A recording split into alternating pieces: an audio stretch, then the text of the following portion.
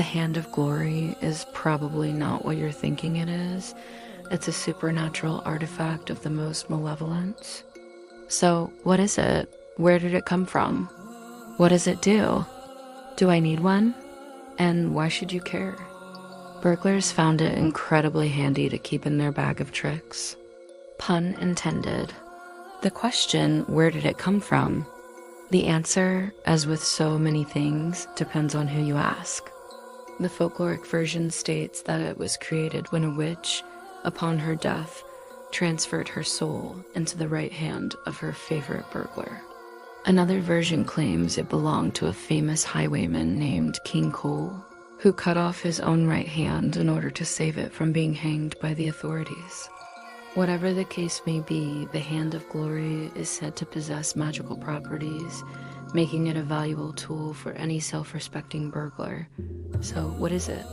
It's a human hand, typically depicted as being somewhat desiccated and shriveled, but still retaining its fingernails and, importantly, its thumb, which is opposable. What does it do? The Hand of Glory can do pretty much whatever the story needs it to do. Most commonly, it serves as a light source, emitting a dim, eerie glow that is useful for navigating dark spaces and avoiding detection. But it can also be used to enhance a burglar's other abilities. For example, it could be used to cast shadows in a certain shape in order to fool a guard or a dog.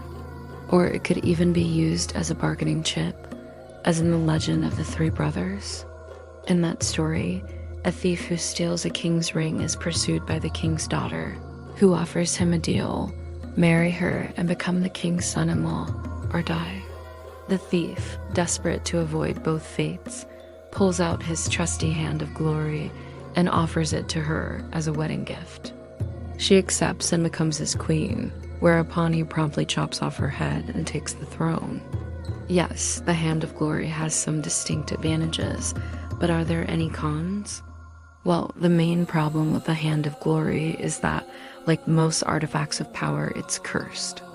See, in order to obtain its services, one must first do the will of the hand, which usually involves stealing something from a church. And once you have it in your possession, it must be kept moist in order to maintain its potency. Otherwise, it begins to shrivel up and loses its power. Additionally, the hand is said to be extremely heavy, making it difficult to wield.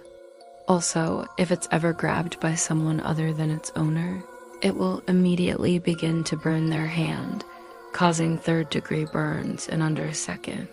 Finally, and perhaps worst of all, the Hand of Glory is incredibly greedy and will not hesitate to betray its owner if it feels that it is being underpaid. Well, folks, the end of the episode is now at hand. What can I say? I prefer my puns intended. I hope you enjoyed learning about the Hand of Glory.